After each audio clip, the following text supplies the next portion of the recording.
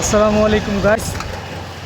কালকে এক জায়গায় বসেছিলাম, তারপরে কিছু লোক আসলো আমার সামনে। কোনো কথা নাই বতরা নাই, একটা ব্যালট পেপার ধরিয়ে দিল। সেটা জারি হোক, একটা ব্যালট পেপার ধরিয়ে দিল। ধরিয়ে দিয়ে দুইজনে আমার সামনে দাঁড়াইলো, একজনে ব্যালট পেপার ধরা আর পিছনে দাঁড়িয়ে একজনে ছবি তুললো। তো বলল, ভাই ভোট দিয়েন। ঠিক আছে, এখন আমার ভোট আমি দিব, যাকে খুশি তাকে দিব। কিন্তু ব্যাপারটাই ভালো লাগছে যে কোনো কথা নাই বতরা নাই, আইসেই একজনে ছবি তুলে আর দুইজনে ব্যালট দেয়। মানে ব্যাপারটা খুবই হাস্যকর। ব্যাপারটা খুবই হাস্যকর।